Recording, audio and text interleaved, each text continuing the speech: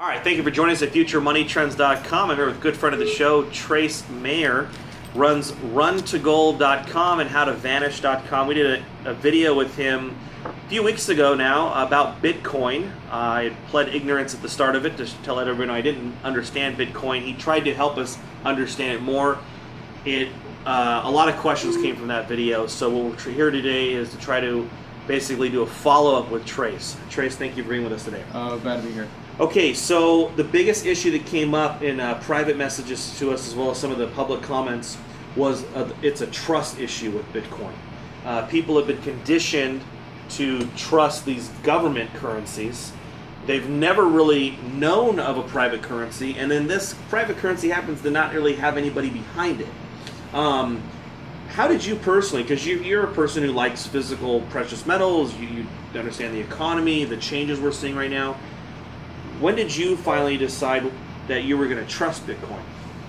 When I decided to use it, I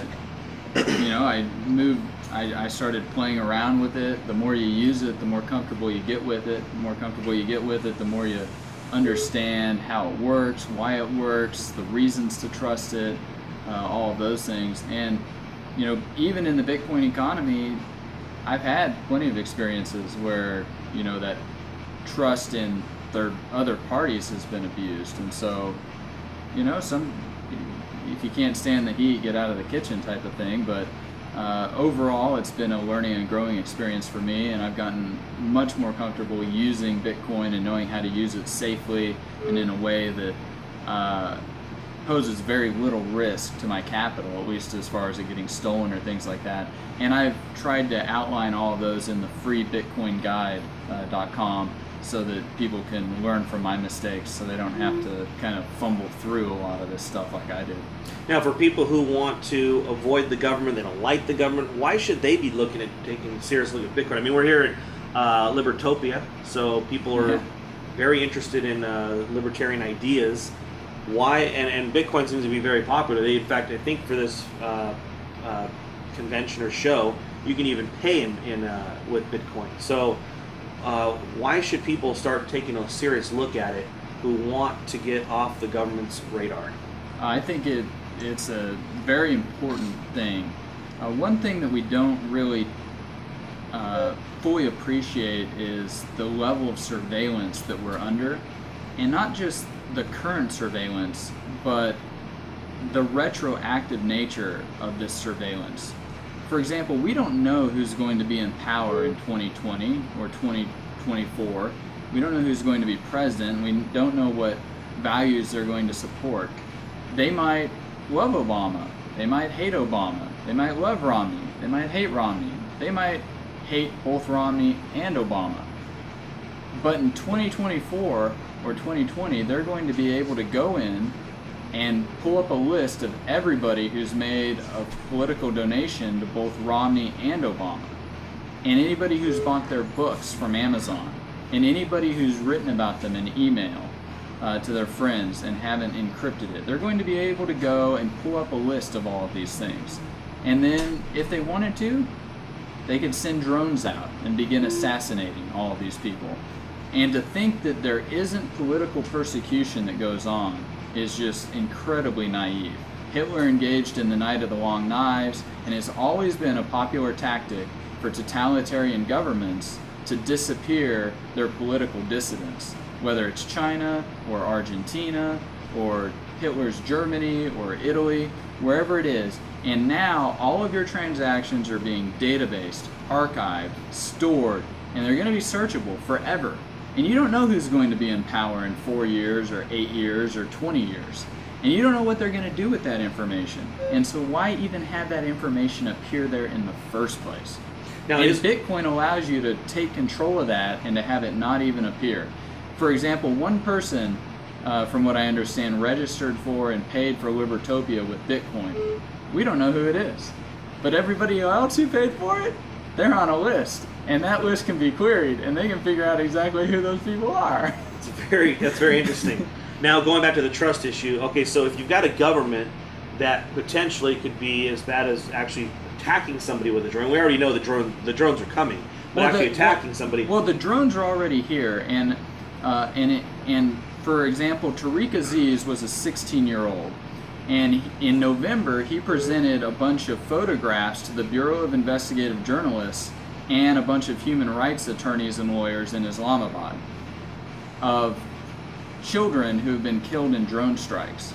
Now, the Department of Homeland Security has said that there is no credible evidence of children being killed in drone strikes, and yet he comes and brings pictures of 175 children that have been killed in these drone strikes. Well, 2 weeks after this conference, Tariq, who's 16, and his 12-year-old cousin were targeted and assassinated for their political speech. So we have innocent children being targeted and assassinated by drones right now by the United States government. In addition, there are people who are being targeted and assassinated based merely on the metadata. They don't even know the identity of the people, but they're doing it based on the metadata in their emails or their Word documents or where their cell phones have been, things of this nature, but they don't actually know who the people are. And so it's a very important thing, I think a very critical thing for people to start taking their privacy seriously, because you never know who's going to be on the wrong side of power 4 or 8 years from now. That same government could take down Bitcoin, couldn't it? Not really. No, it's getting increasingly difficult. Bitcoin is already the largest distributed computer network in the world, and pretty soon its processing power is going to go up by an order of magnitude of probably 20 to 50, and that's going to put it beyond the reach of all but the most serious state actors. How would somebody steal Bitcoin? Is that a concern? Is that a worry? Not really. It's secured by the processing power in that network, and all of the coins and everything are in the open source code that anybody can review, and you can't just go and change the code. You have to have the majority of the processing power at least to be able to begin changing that, and it's just not really feasible without it being prohibitively expensive for anybody. But if I had your phone with your Bitcoin wallet, I would actually have to know your code. If I didn't know your code, I have no way to get access to that. Right, and you need that private key, because really Bitcoin is just math. You're just doing math. And for some people, doing the math is really, really easy. That's if you have the private key, the code. If you don't have the private key or the code, it's really hard to do the math. And the thing about math is, like, you have to be able to do the math. You can't just get out a machine gun and put the encrypted message right there and shoot the encrypted message until it decrypts itself. An encrypted message is impervious to violence. You have to be able to do the math. And that's the thing. Math is money in this, as we move further into the information age, and this processing power and all of that is what secures the Bitcoin network. And that it's already the largest supercomputer network in the world, distributed computing network, and it's going to go up by an order of magnitude. And so it's going to be even that much more secure. I'd say that given the amount of value it's currently protecting, it's not even like having that much processing power securing it isn't even really economically feasible, and yet it is, because the miners make money doing that, and so it provides even more economic incentive to further secure it. Let's go over to gold. You run your website, runtogold.com. I've actually seen you speak. It was probably 2009 when I saw you speak in Arizona. What are you looking at on the gold price right now? And as far as just in general, looking at the Eastern central banks buying gold, the Western central banks manipulating gold, or at least there's a price suppression that they're favoring. What are your thoughts on the gold market right now? Where are we at? Are we going to 2,000 gold over the next 6 months? I think so, especially with all of these mortgage-backed security purchases and the quantitative easing to infinity.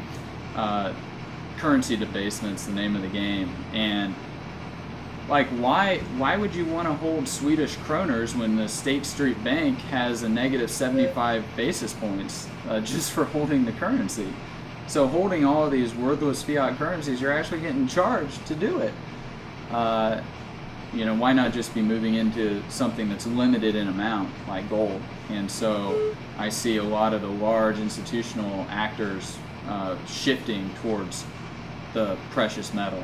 Maybe that glitch on the COMEX contract is foreshadowing something to come with some type of a revaluation like they had with Bretton Woods or under Roosevelt. I mean, we don't necessarily know, but they've got to do something to try and duct tape this system together, and a gold revaluation would definitely help them in doing that. You think gold will ever become money again? Well, it never stopped being money. Money's sponsored by the government. It stopped being currency that we use in ordinary day-to-day transactions. And no, I don't necessarily think that gold will become a currency we use in ordinary day-to-day transactions, mainly because it's not very efficient to do that. We were talking with someone a little earlier before the interview, and he described Bitcoin as universal glue. And as we continue having these currency debasements and currency controls get implemented, we already have hard currency controls. You try to export or melt over $5 of pennies or nickels, you can go to the pokey for 10 years. That's a hard currency control. We've got F-bars and factos. Those are all setting the stage for even more currency controls. Bitcoin can be that universal glue between assets in different geographical jurisdictions that allow you to be transferring the value without the gatekeepers, without the middlemen in between there. Because another thing about cryptography, and another thing about what makes Bitcoin so secure, in cryptography there's a theorem. Anything that can be done with a central authority can be done without one. And that's the thing, you don't need the gatekeeper in this era of peer-to-peer cryptography that's going on. You don't need a gatekeeper with our news anymore. We've got WordPress and the internet.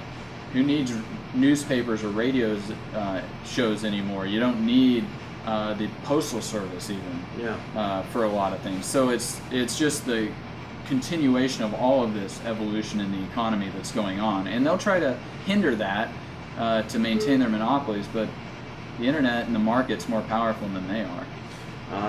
In closing, if someone would like to reach out to you, learn more, or download some of your reports, what you said you have howtovanish.com, runtogold.com, and there was a Bitcoin report as well. Yeah, I have a free guide about Bitcoin, and you can get that at freebitcoinguide.com, and hopefully learn from my mistakes as you get acquainted with this new form of currency.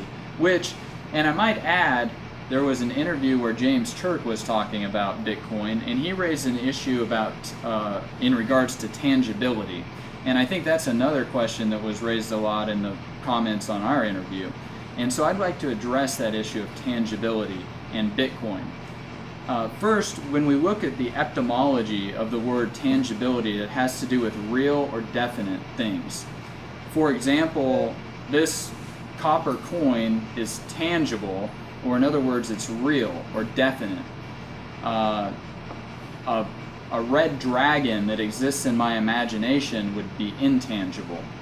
I don't think that it's a requisite for something to be corporeal in order for it to be tangible. For example, I would assert that numbers or math are tangible. In fact, they're just as tangible as atoms. And so in that sense, Bitcoin is real because it actually exists. It's not a figment of people's imaginations. It exists and it's based on numbers and based on math, and it's not imaginary. And therefore, it's real and tangible even though it's incorporeal. And so, by analogy, Bitcoin is to gold what math is to physics or chemistry. They're both real, they're both tangible. One is incorporeal, just like math is, and the other is corporeal, just like physics or chemistry is. And so that kind of, I hope, addresses this tangibility issue that some people seem to have gotten stuck on. You know, it's that they've woken up to the realization that fiat currency is screwing them, and now they want physical precious metals. So some people are even getting out of stocks, which stocks are backed by companies. They're saying no to everything like that. So I think that's where that comes from. Where now they just want to. They can't physically control it and hold it. They don't want it. But what you're saying is they can physically control it. That's for sure with Bitcoin. Yeah, or mentally control it. And what difference does it make whether you're controlling it with your physical body or with your mind in that sense? Because in the industrial age, the tools we developed, they multiplied our muscles. But in the information age, the tools we have, they multiply our mental powers.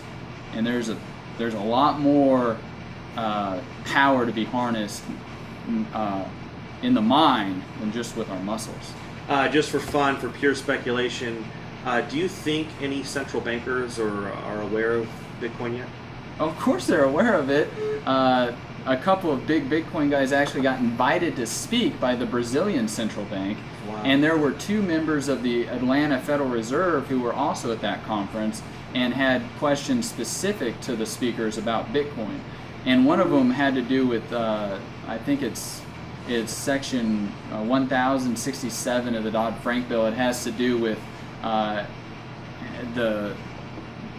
foreign remittances and reporting to the government. And in Bitcoin's case, Bitcoin is clearly the entity, quote unquote, that would be responsible for complying with these statutes of law. But I mean, it's a protocol. It's just math. Like, how's this math gonna? How are you gonna throw math in jail, right? Yeah. And the Federal Reserve, the Federal Reserve legal counsel from the Atlanta Fed, he just couldn't quite wrap his head around how this works. And so, yeah, they're definitely aware that it exists. They, in fact, invited some Bitcoin experts to come and speak about it. So they understand that their monopolies they've got a serious competitor on their hands that's just in its infancy, less than 3 years old, and look what it's accomplished. I mean, who knows where we're going to be in another 3 years. How often are you using Bitcoin for purchases? I don't know whether that's a question I can even answer, because I was talking with Stephen Kinsella, one of the copyright experts here, a little earlier, and we don't know whether there's even a property right in Bitcoin. So I don't know if we can properly say that I own any Bitcoins. There are some Bitcoins that are there, because whoever can do the math can move them.